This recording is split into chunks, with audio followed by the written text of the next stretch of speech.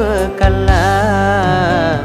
Kasanya tanah keadaan yang memaksa, kenglanya mana bekalan tanpa cinta. Mun keng tak cinta mak pas sampai tarema, bulah kecewa tina sakit rasana. Kisah kean bulan nikah, tek dan tean ngarep tika, juga lepasaan tak lem epenta.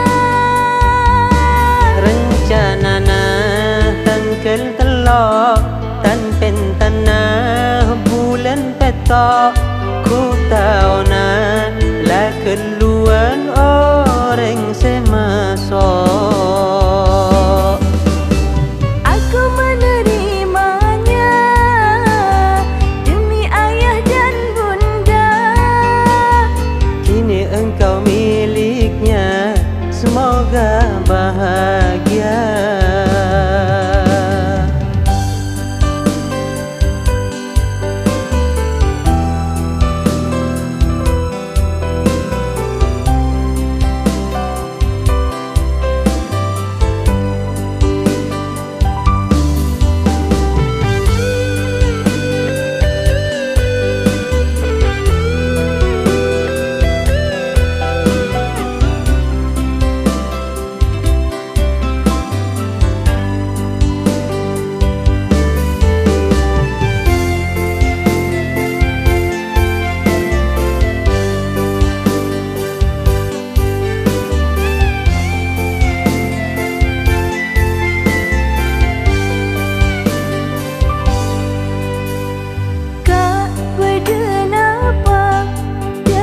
Hatiku bertanya, dikatanya apa tak seperti biasanya.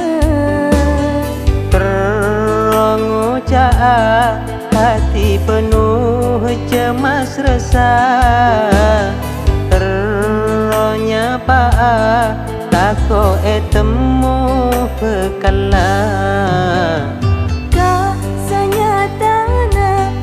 Keadaan yang memaksa, kenglanya mana bekalan tanpa cinta. Mun keng tak cinta mak pas sampai tarema, bulah kecewa tina sakit rasana.